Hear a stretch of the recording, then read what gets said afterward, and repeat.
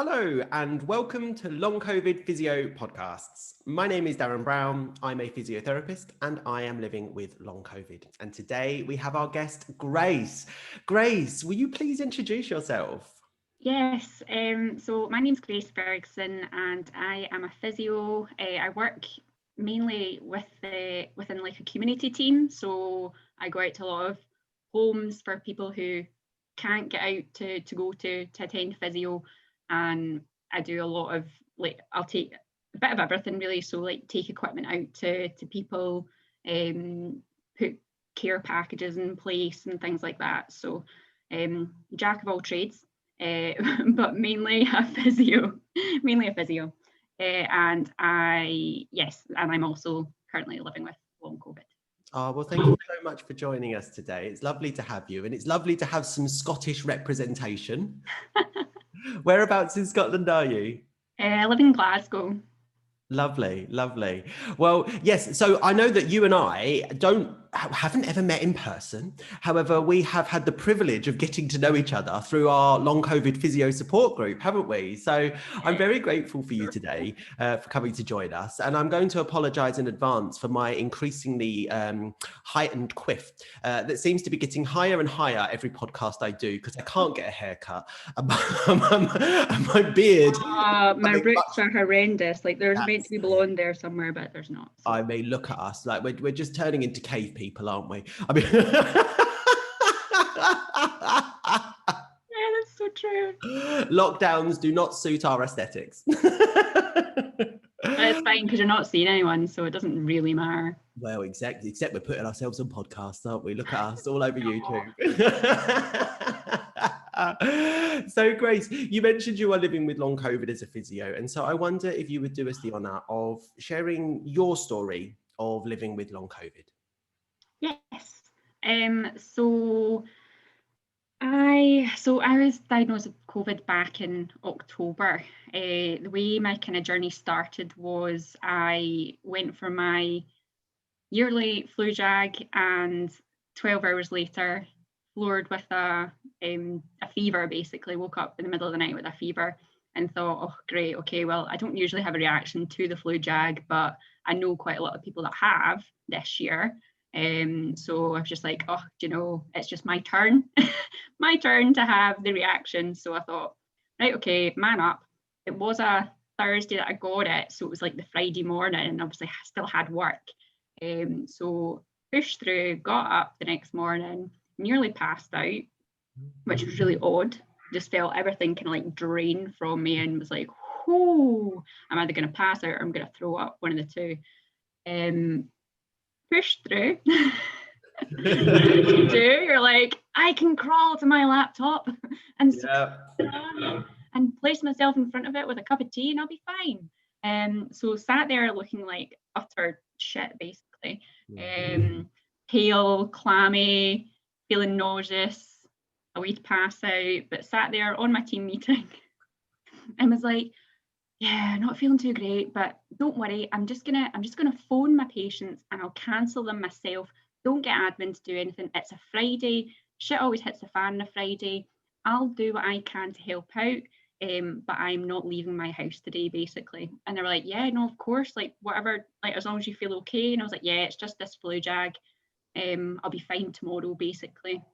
And like I say, I know other people that had that reaction, so it was like, oh, wait the 48 hours, I'll be fine.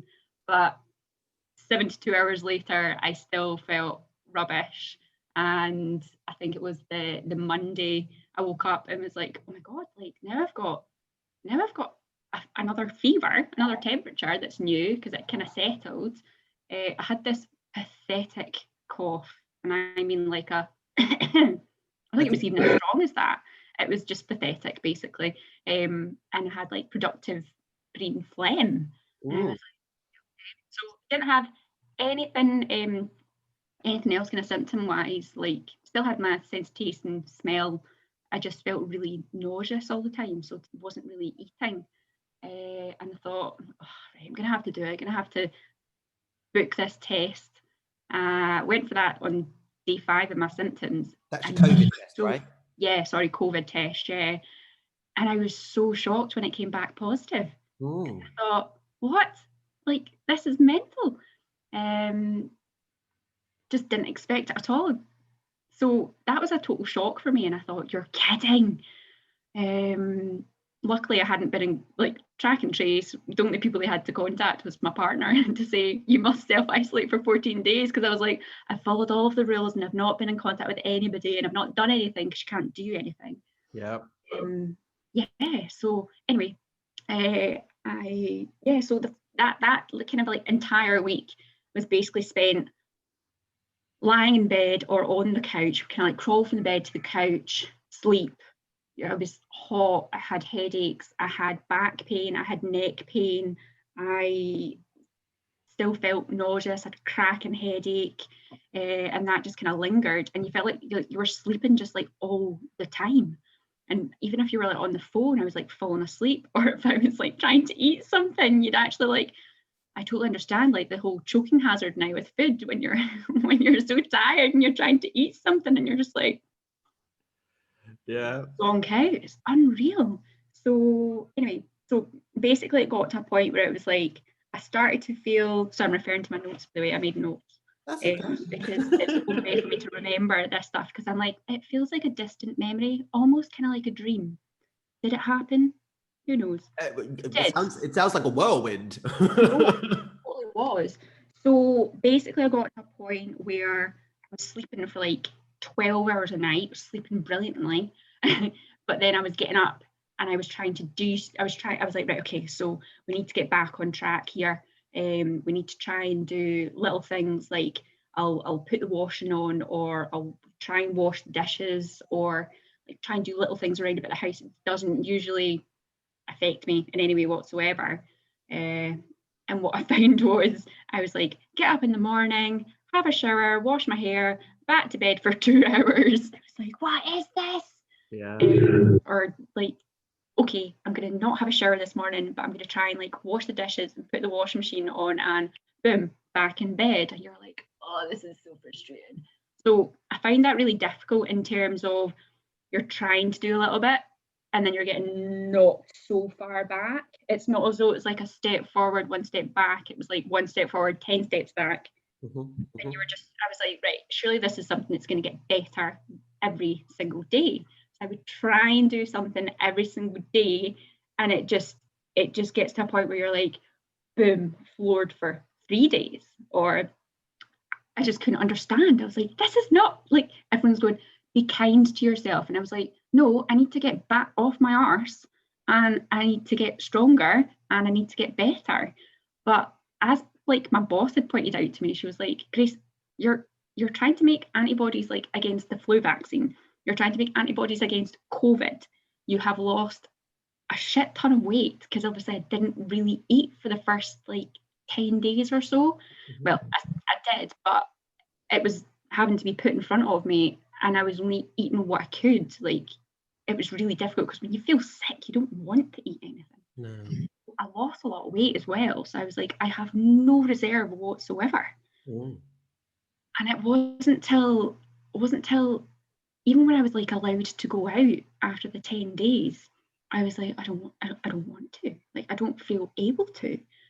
So I waited until like my partner had finished his 14-day isolation and was like, right, okay, let's go out for a walk. Oh my God, I couldn't believe how deconditioned I was just going for like a 10-minute walk around the block. Ooh. And I was puffing and panting, and I was like, this is unreal. I was just running like 10K every Saturday morning. Like, literally like the week before this all happened. Like, it's so debilitating and so dramatic. Such a big change. So I got to a stage where I was like trying to build up the walks with, and I was having like my partner with me. So I had somebody there to like literally hold my hand and help me pace, because I'm that person. I don't like, walking isn't really a thing for me. Walking is more of like a slow jog. Okay. So like a fast walker. And I was like, right, I'm having to really tailor this back, and I've got him to kind of help pace me. But if I went out without him, I couldn't find my pace. I would like get off to a really quick start and then have to stop because I was breathless and I could feel my heart starting to race. And I was like, right, okay, we really need to rein this in. It was unreal. And I remember the first time, I live in an attic flat, so there's like 60 stairs or something. Oh, blimey. Yeah, like you get to the top of the building and then you open our front door and there's like another 20 stairs. So I'm guessing there's no lift either. No, there's no lift. Sorry, classic physio in me there. I'm like, lift access? I know.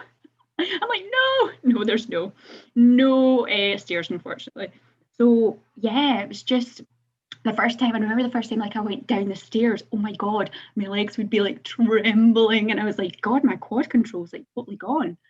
But when I'll never forget. I was like, I'm just going to take the bin out. Oh my God. And so I took the bin bag down the stairs. I was like, this weighs a ton. It's just so weak. Got to the bottom of the stairs, took the bin bag over to the bin. And before that, I got to the front door and was like, whoa, was totally overwhelmed by like so many stimulus. I was like, there's cars going, there's birds singing, there's people walking around. And I hadn't been out for like over 2 weeks and just thought, whoa, this is quite scary, quite intimidating. But I thought, right, okay, I just need to get across the road to the bin. Like, that's it. And I did that, chucked it in, and then as I turned around to come back, there was like somebody else walking up, like a guy walking up the street, and he was like, excuse me, love, have you got any money? Like my electricity bills ran out, so I need to get more money to put on the key. And I was like, I have COVID, and like ran back in the house. I didn't know what to do. I was just like, no, I'm really sorry, I can't help it. I have COVID. I think I was just like, oh my God, this is like the first person interaction that I've had, and the man asked me for money, and I was like, I have nothing on me. Yeah. I take my house keys. I was like, I don't know what. I was so scared, and I came back in and was like, oh my God, Graham, you'll never guess what happened. And he was like, this stuff could only happen to you. You were just taking the bin out. Like, what? So I was kind of, from there, I was like, wow, like this is really intimidating and really scary, and I need to not let this take control of me. Yeah. So I decided that, like, we kept doing our walks and like with my partner, and I was like, right, okay, like I need to do some sort of like graded exposure, because I can't become that person that's like fear avoidant and won't go places because I can't deal with it. So started doing a bit of graded exposure, like going to do the food shop with my partner. So he was driving, I was walking around the shop with him. If I was too tired, I would go back to the car. And 9 times out of 10, I would sleep in the car on the way home anyway. And it's not a long drive and it's not a big event, but I was just like, boom, knackered. Or I would get in and fall asleep again. So eventually worked up to the point where I was like, right, okay, I'm trying to think what else before I go off my train of thought. Okay, so after a few weeks, it was the brain fog that hit out of nowhere, and I was like, what is this? Brain fog? Like, genuinely struggled to get words out, struggled to concentrate. I remember some people were like, oh, order books so that you can sit and read. And I was like, sit and read? Like, my concentration lasts, I'm like a goldfish. Like, there's no way I can concentrate. I was like sitting trying to read, getting halfway through a page and then going, no idea what happened, and I'm actually going to have to reread that. Do you know what? It's not even worth the energy because I'm actually getting tired and the words are jumping all over the page. And I thought, oh God, this is so difficult. As I say, like not being able to kind of concentrate, noise, any sort of, if the television was on in the background and my partner started having a conversation with me, I said, can you mute the telly? Because I can't focus on more than one thing at a time. Or if I was trying to reply to a text message, I would have to mute the TV because I couldn't have more than one thing going on at one time. And then I started to forget things. And I was like, this is so weird. So like I would be on the phone to my mum and I would say, yeah, that's fine. I'll sort that out for you. I'll change your pharmacy or whatever it was that I was doing. And then she would phone me a couple of days later and be like, oh, did you do that? Did you change the pharmacy from like Lloyd's to Boots or whatever? And I said, oh my God, no, I totally forgot. I didn't write it down. If I didn't write it down, it didn't happen. And I was like, oh my God, like I'm getting dementia. Like, what is this? How the hell am I going to cope with going back to work? But don't get me wrong, every week, I think for the first 6 weeks, I was like, I'll be back at work next week. Yes, that's fine. Don't you worry. I'm feeling a lot better today. Crash. Oh. So my boss is very, very good and said, Grace, there's no danger that you're coming back to work. Like, look at you. Because I was having like video chats with her as well as phone calls, and she could tell, she could hear it. And there was at least one day I was like, right, can we do an experiment? Can we go online at like 8:30 in the morning and I'll chat through my caseload? Because like obviously I work in the community, so I have a bunch of people already on my books. And she was like, okay, let's try that. And she like timed when I started yawning and when I totally would like go off and start staring into space, or she would ask me a question and I would be like, I have no idea. Mm-hmm. I can't answer that because I couldn't process information. Mm. And I was like, how the hell am I going to make like clinical decisions? Because for some people, I'm the only person that's going into that house. They might not need OT, they might not need nursing input. And a lot of that responsibility falls on me. So I was like, oh my God, like I'm not going to be able to do my job. Like, what am I going to do? And like even my GP at one point was like, oh, can I go back and do like light duties? And I was like, light duties in the community, that doesn't exist. Like we've got an admin team to do all the admin stuff. And once I've kind of like written my discharges, I'm on to phoning people. And right now I can't hold a conversation with anyone. So let alone try and like problem solve and listen and be like, okay, so taking bits of information, going, right, so what we need to do is we need to do this, that, blah, blah, blah. I was like, there's no way that I can function at that sort of level. So yeah, I was in, like I say, tried to get back to work several times and my boss constantly went, no. So anyway, so from a symptoms point of view, I ended up, things started to settle, aside from the brain fog that was horrendous. And I actually ended up putting a post out on Facebook just to be like, look, I've had COVID now for like the last 5 weeks or something. I can't remember when I posted it, and like, this is how I was at the start and this is how I am now, and please just understand if you message me, I might not reply straight away, or my response might be quite short because it takes a lot for me to reply to a long text message. I was like, it's easier for me to text than it is for me to speak on the phone, because at that point I was struggling to actually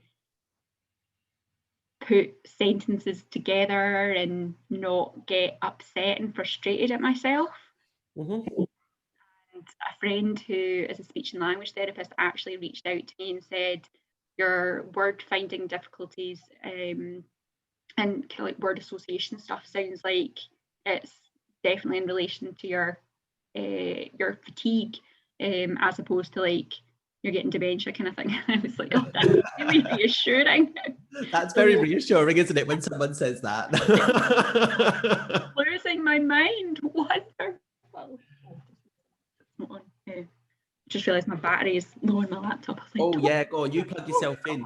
So Grace, like, it sounds like you might be around about, are you 4 months now after yeah, so it's like 3.5 months. Yeah, so actually, like with the current working definition of long COVID, it's symptoms up to and after 12 weeks following acute COVID, isn't it? And so you're right in that point now, aren't you? You're coming into the definition of 4 weeks to 12 weeks of long COVID, or of COVID symptoms.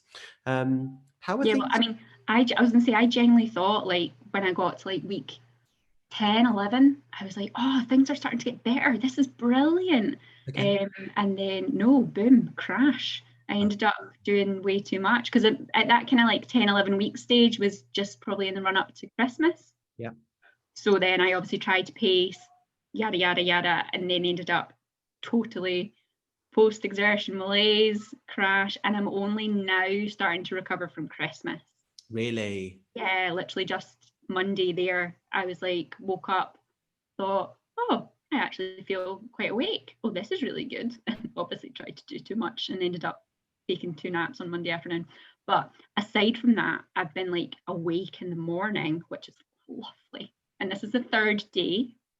Okay. In the morning, and then tried to rest in the afternoon, because I know that if I try, I just, I don't want to go backwards. It's so bloody difficult. Yeah, and I want to say thank you for sharing that, because I think that you mentioned at the beginning that in our long COVID physio group, there's a large proportion of people that contracted COVID-19 earlier on last year, sort of like March, April time, and are still living with the long-term consequences. And I think you sharing your story now of someone who's contracted COVID during this second wave and is now also developing problems with long COVID, it's important that we remember, because a lot of us can forget, what happens during those acute times, and actually what we maybe did wrong in terms of trying to rush our recovery, and the implications that can have on our long-term symptoms, because pacing is not easy.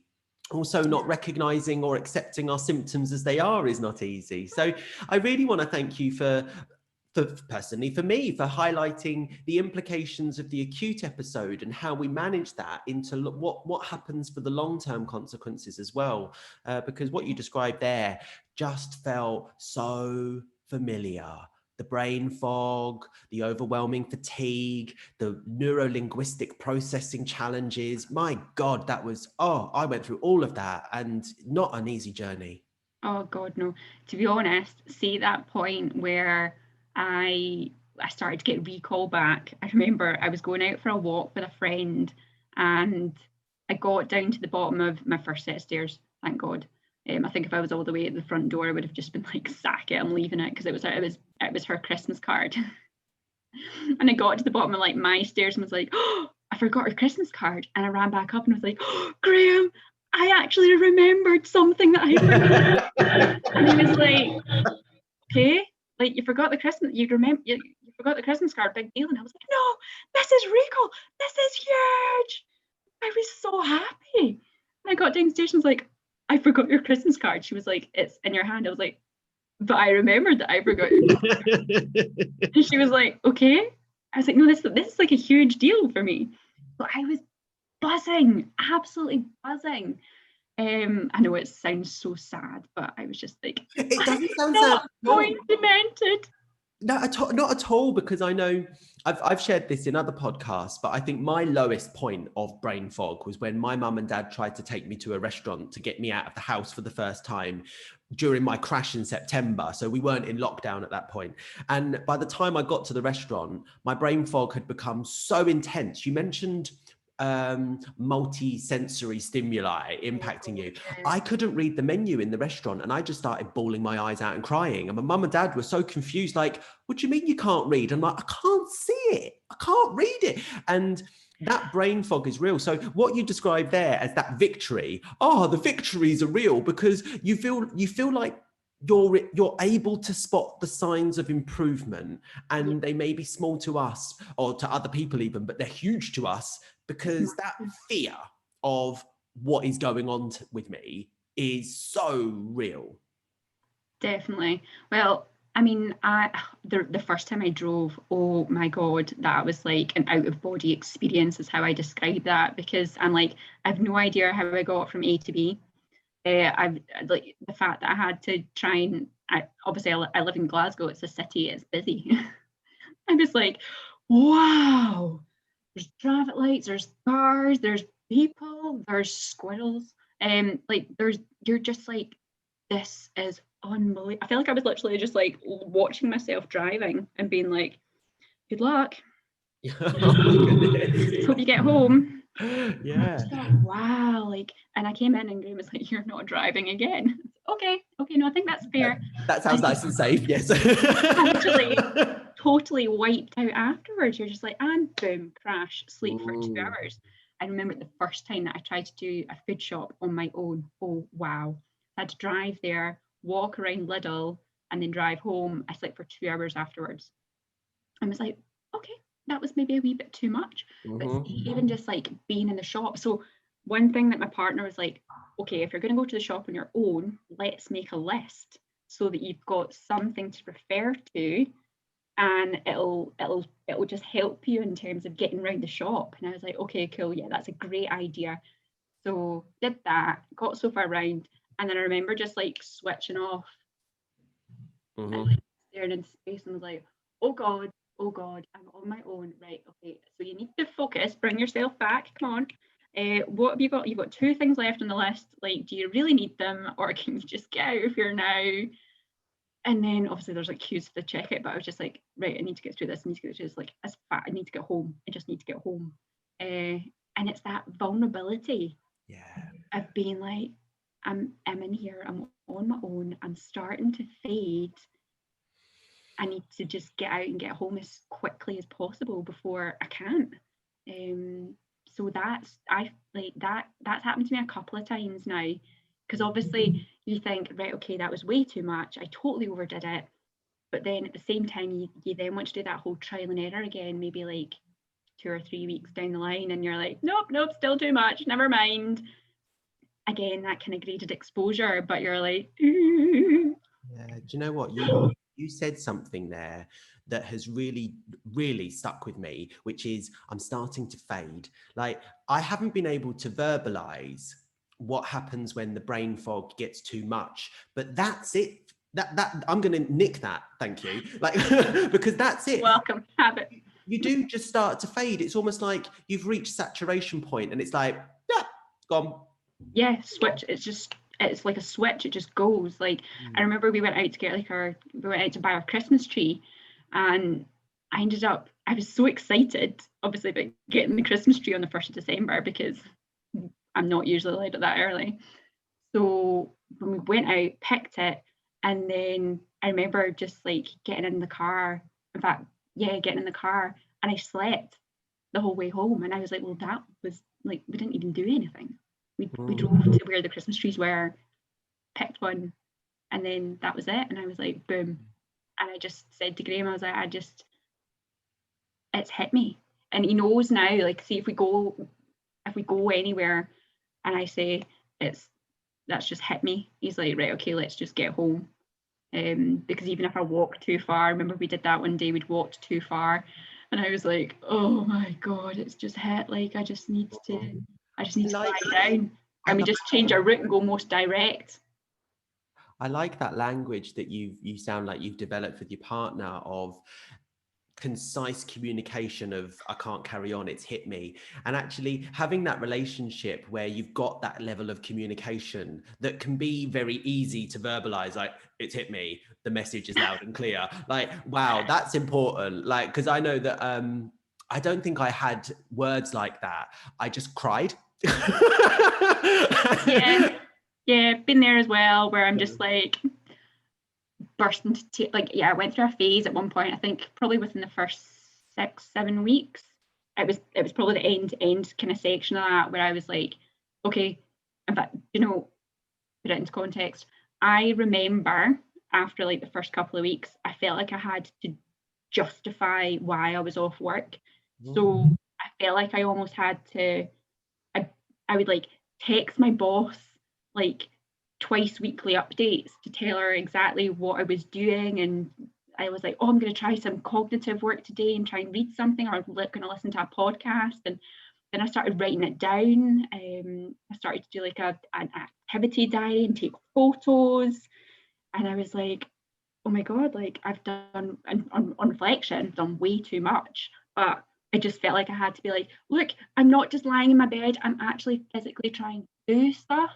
And then because I wasn't getting anywhere, and I was obviously just still getting knocked back, I think I got to a point where I just felt kind of abandoned. Like, I remember phoning my GP every kind of fortnight, and at that 6-week point, I remember phoning my GP, and he was just like, I was like, so it's just to update you and let you know that like this week I started to have heart palpitations, and I've never had heart palpitations before, and I'm a bit concerned because they come on just like randomly if I'm like sitting on the couch or if I'm washing the dishes, and they settle, but I've never had anything like that. And I was also, the breathlessness had hit me as well, and I didn't have breathlessness really at the start. So I was like, whoa, what is this? And I remember him saying, you're young and fit and healthy, and you don't have any history of heart conditions. I'm not concerned about that. There are people in the world that are much worse off than you are. You should be grateful that you've got your health and your family and your work colleagues around you. And I was like, wow. Is that what your GP said? Yeah, I was like, you genuinely just don't care anymore. Oh wow. So that's quite profound, because you were young and healthy and well, and you're now reporting genuinely distressing symptoms. And yeah, that's an unfortunately familiar story we're hearing of people with long COVID having their symptoms dismissed.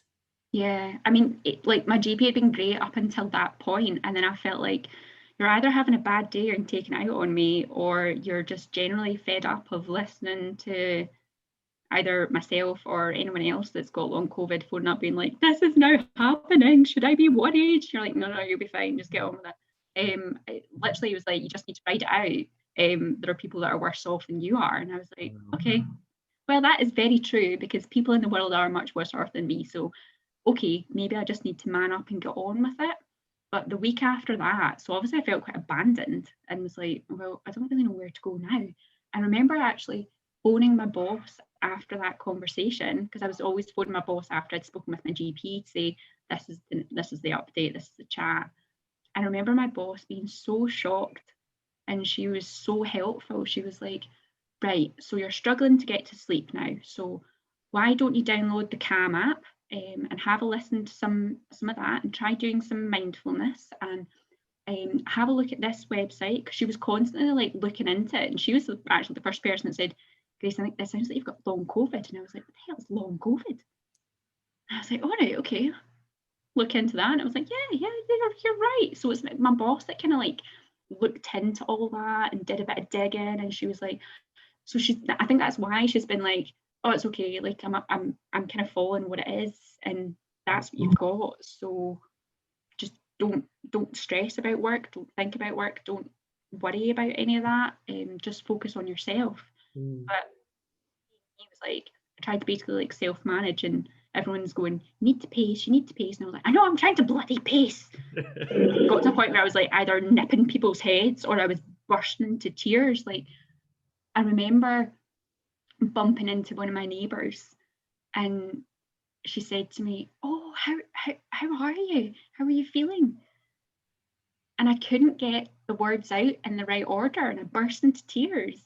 And I was like, oh my God, like this is really, really affecting me mentally now. So it took for that to happen. Plus, I had another encounter with a friend that I was speaking with on the phone. And as soon as he said, hey, Grace, how are you? I burst into tears and was like, yeah, this is getting to a point where like this is just anybody that I speak to out with like my comfort bubble that I'm used to speaking to, I break down entirely, because I hadn't had to like tell my story. I'd always just been like, oh yeah, no, I'm okay. And you almost find yourself kind of starting to disengage from people, because they're going, how are you feeling this week? And you're like, I'm just the same. Or, oh, I've now got this new symptom. I'm like, I'm not a hypochondriac, and I would love to tell you that I'm starting to feel better, but I'm really not. And you're like, I wouldn't be surprised if you stopped texting me, because I would probably be quite depressed texting me and being like, oh, that's a shame, hope you get better soon. But I'm really lucky. So like when it got to that kind of point, and I was like, right, okay, I need to speak to another GP. So basically phoned up, asked for a different GP, and that GP has been fantastic. She's been really, really good.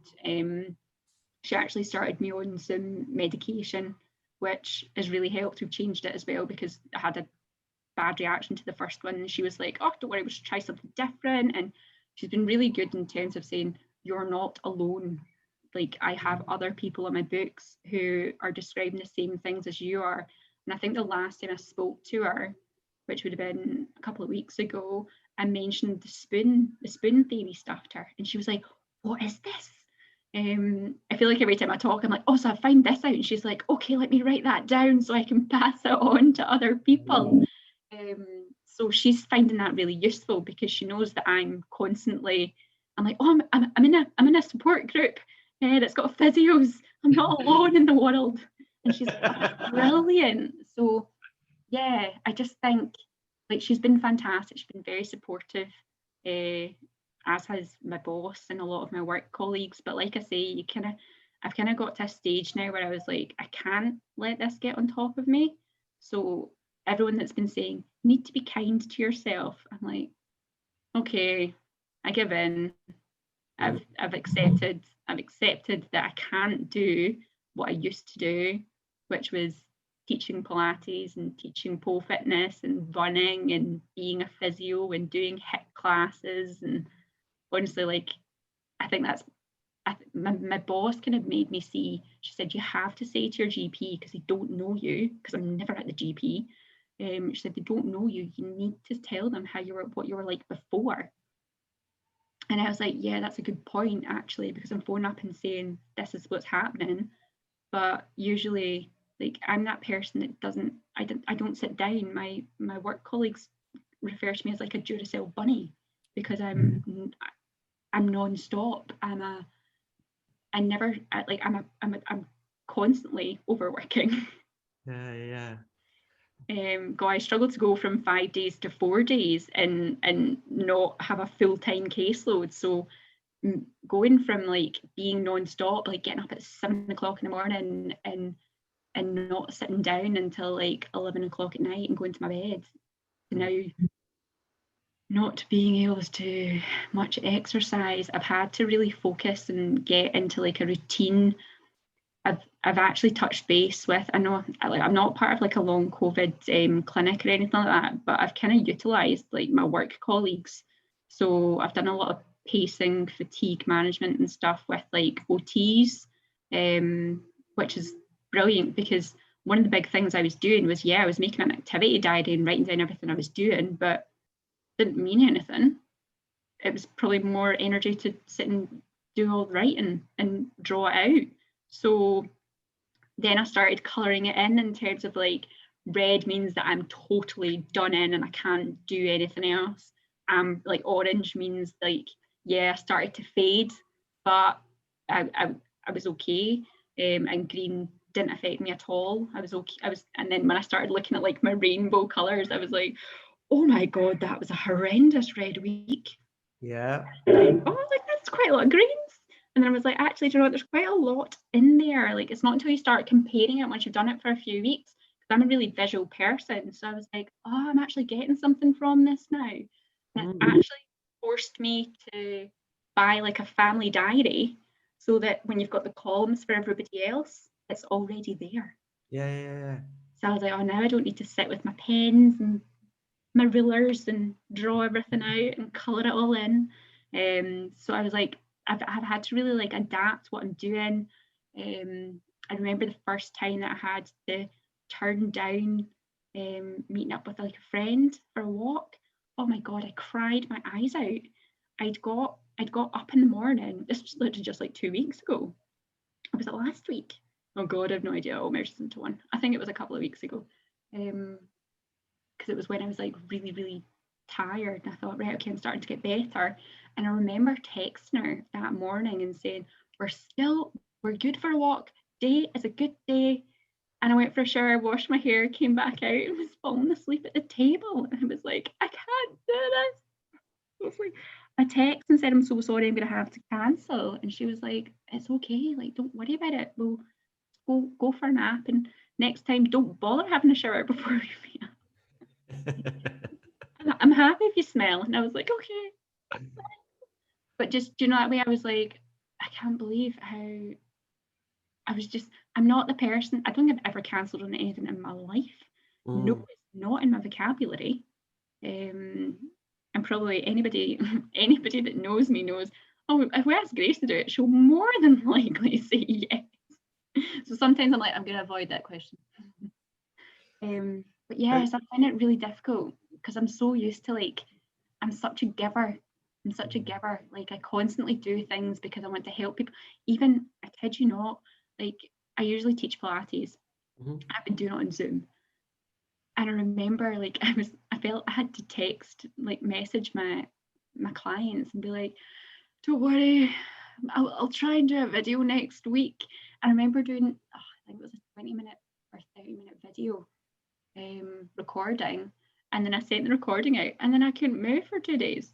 Yeah, and that's the you so many times we hear of particularly healthcare professionals that are wanting to get back to their role and their identity in terms of supporting and helping people that they ordinarily do, and to the detriment of their own health and well-being.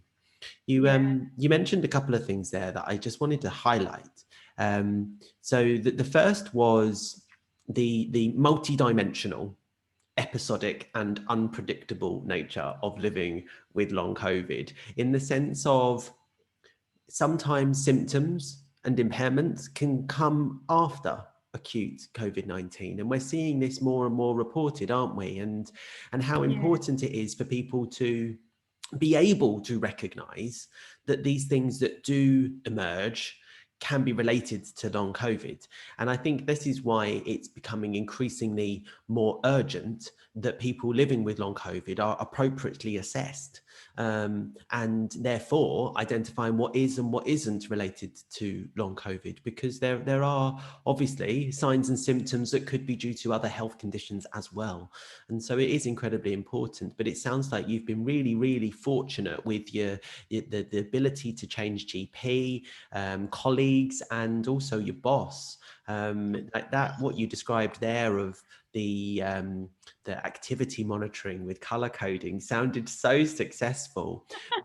But two key things that I wanted to come to, which is actually your hot topic of this conversation, is around acceptance and stigma.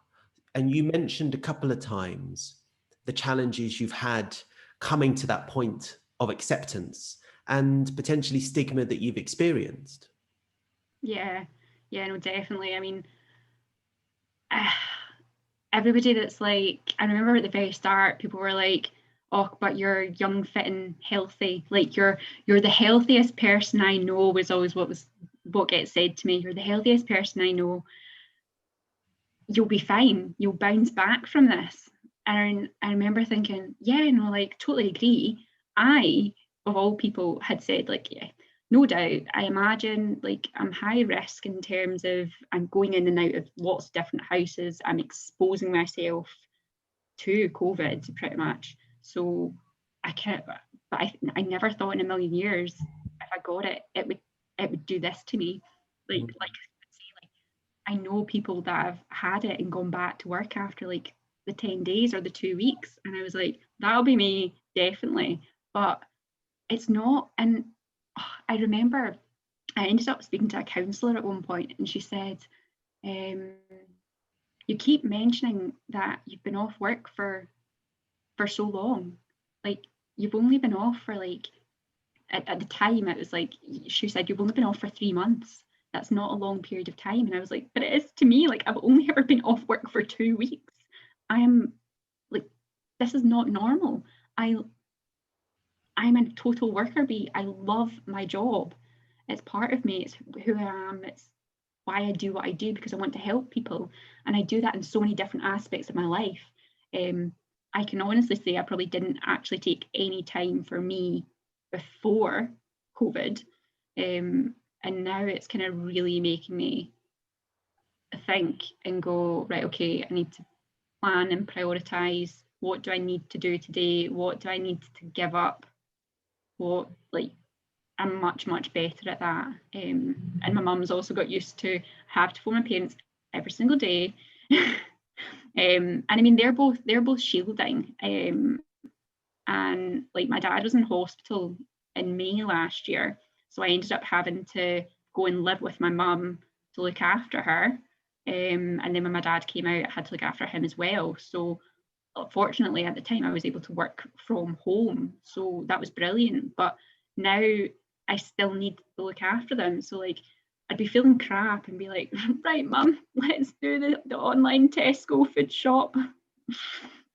And like having to stay on top of like booking slots to make sure they get fed, because I'm certainly not driving an hour to go and get them anything. And I'm very fortunate they've got a fantastic neighbour who actually ended up feeding them Christmas dinner on Christmas Day because I couldn't go through.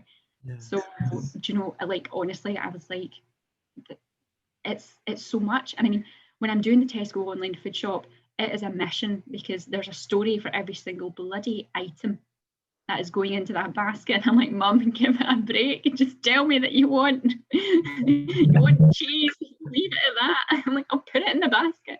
Absolutely. And then the added thing for my dad as well is like he's got lots of hospital appointments, and I remember him saying, I have to go for like an endoscopy or something on like the 3rd of November, and I was like, that's the day that I'm due back at work after like 4 weeks or something.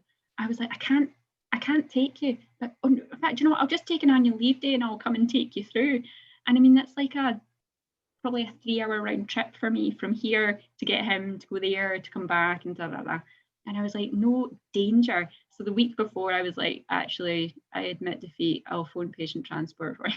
Yeah, and that getting to that point of acceptance it is really difficult, isn't it? Because you have to accept your limitations. And I think, you know, the topics that you've raised around stigma's probably related to that, isn't it? Because stigma's a really complex topic in terms of the fact that it can be self-stigma, or in fact, it can even be perceived stigma, as well as, you know, structural and ever present by society. And if we have self-stigma around our disability that we're experiencing and not wanting to accept it, it also makes it incredibly challenging to therefore implement the strategies we know that are going to work for us, because we're trying to fight against accepting that we are currently living with an episodic disability.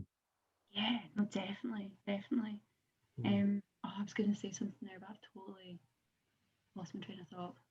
I think I've heard you say it in like some of the other podcasts as well, of like, we're health promoters. Like we encourage people to do exercise. We encourage people to stay active, and it's really against the grain to try and just sit down on your backside and put Netflix on. For me, anyway, I'm that person that's like, oh, sorry, I don't watch the television. No, I've not seen that show because I'm never in the house. Yeah. It's so I feel so, and at the same time you're also like, you don't want to become so deconditioned that it's going to take you even longer to get back to that starting point. So I think I've certainly always been, I remember I'm like, why was I doing all that back like week 2? I was trying to do like shoulder bridges and bent knee fallouts, and my legs are going I was like, I just can't let myself get this deconditioned and try to push through. And I was like, clearly looking back now, hindsight is a wonderful thing. And I remember also being like, everyone's telling me to rest. Everyone's telling me to rest and just listen to my body. And then I remember after like 6 weeks, I was like, no, like seriously, how long does this rest period last? Because I'm fed up. I need to do something. And like, I'm bored. Like, I can't.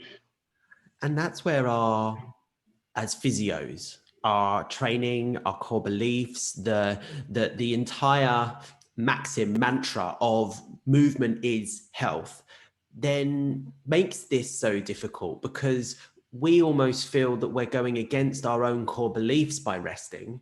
And even though you know it's going to be the right thing to do, your subconscious is telling you to do something different, which then, you know, you mentioned earlier when people are like, just rest, just pace. It's like, I am resting, I am pacing, but am I resting? Am I pacing? Because back in my subconscious, I'm being told to just get out there and crack on because we've been indoctrinated into this belief, which is right for some health conditions, but isn't helping us with this one. I know. Oh, it's funny that you say that, because one of my friends is cottoned on, and I'm like, oh, I did too much yesterday. And she's like, what did you do? I'm like, I went for an hour-long walk. And she could text me back saying, and? Got eyes on you. I'm like, oh yeah, maybe made soup and did a washing and cleared out a few drawers. She's like, there we go. Mm-hmm. Yeah. Where's your colour Damn coded chart again? Let's write that one in. Yeah. But having that support is actually useful. And I think we've seen it so many times, not only in these podcasts, but also in our group amongst physiotherapists, that it's not easy to learn to rest and pace. But that also comes from accepting our limitations, and probably is highly linked with stigma and shame. Shame that I can't be part of the response that I'd like to be able to do in the current global pandemic, alongside my work ethic and my peers and my colleagues that I want to be supporting. And that just makes it such an onion layered situation of accepting where we are, so that we can give ourselves the permission to stop, rest and pace. I know. And it's not easy, is it? Honestly, I was like, if one more person says be kind to myself, I'm going to punch them in the face. And then I was like, no, I get it. The obvious response to be kind to yourself. No, I know. I'm like, do you know what? I'm gonna tell you something. So I had a conversation this week where you mentioned it earlier, when people say, "Oh, how are you?" Oh my God, I don't know that I can. I was really transparent, and I don't know if I was maybe too transparent at the time, but I went, "Thank you for asking, but I don't know that I like that question anymore, because I've either got to lie to you or I've got to tell you the truth that you don't want to hear." And also, I don't know, because I could tell you an answer now, and in an hour's time, it could be a different answer. So I'm going to say, nice to see you. No, it's so true. And I guess like the lucky thing for me just now is that I don't have that much interaction outside. Like I'm still off work. So aside from like speaking to my partner every day, I have to phone like my parents, and they're like, how are you? And I was like, today's a whatever day and blah, blah, blah. But yeah, like I totally understand where you're coming from, in terms of if I was seeing lots of different people and I was constantly being asked, how are you? How are you? How are you? I'd probably just be like, I can't answer that today. Mm-hmm. I can't do it. And I mean, see, initially I had lots of people text me being like, how are you feeling? Blah, blah. Now I don't get so many texts. Probably because everyone's like not texting her, she's just depressing me. But no, I think it's also possibly partly because I've done a couple of Facebook posts and said like, look, this really tires me out and that really tires me out, and like, let me get back. I remember one of my friends actually said, don't worry about replying to me straight away, just send me an emoji to let me know that you're alive, and reply. Oh, that's really nice. That's understanding, that is, isn't it? That's real understanding. I'm like, thank you, that's very kind. Because as much as it can be difficult to respond and difficult to have the right answer at that time to respond, it just makes you feel, oh my God, what's the word I'm looking for? It makes you feel still part of society, and also loved, when someone just says, hi. No, nice. And it does make a difference. But I do have a question for you. Mm-hmm. It sounds like acceptance has been a particular challenge for you throughout this journey, whether that be in terms of learning that you had COVID, learning about the symptoms that then developed into understanding it was long COVID, and then also trying to self-rehabilitate and manage. What do you think has been a key lesson you've taken away from this personally that you would like to share with people listening about acceptance? Acceptance. Oh, that's a good question. Be kind to yourself. Oh my God, no! You're going to end up punching yourself. No. If you're anything like me, it takes a lot for me to turn around and say. It doesn't take a lot for me to turn around and say I'm wrong or I don't know the answer to that. But in terms of it being me assessing me kind of thing, like I was like, no, like you've had viruses before and you've been fine. Like you just move on, you get over it. But this is relentless. This is something that you don't know what's going to happen on a literally a day-to-day basis. It's taken a lot for me. Like I remember at one point I had like a walk planned with somebody on like a Monday, a walk planned with somebody on a Wednesday, a walk planned with somebody on a Friday. And now I'm like, I can't do that because I've no idea. And I've no idea how I'm going to be on the day. And I would, because I've made the plans, I don't want to cancel them. So it's, yeah, in terms of acceptance, it probably takes you to go through it all to make the mistakes, to actually realise, oh, do you know what, that isn't the right thing to do. So I would say actually, maybe not necessarily to those with long COVID, but just to everybody, like if you know somebody that has this, be kind, like understand that they're going through something that nobody knows anything really about. It's still so new, it's still so scary. And yeah, just be patient and be kind to your friends and just check in with them every so often. Don't let them fall off the radar. As I say, my friends and my work colleagues and my family I just feel so well supported. I can't fault anybody. And I think I went through a phase where I was eating like a scone a day, never mind scone Friday. I think I was eating a scone a day because my partner's mum was just dropping off food left, right and centre. Nice. I was like, this is wonderful, but I don't think I've ever ate so many scones in a month. She was like, if you're eating it, don't care, just keep eating. But yeah, so I guess it's more listen to your body. Don't push past that point because there is literally no return.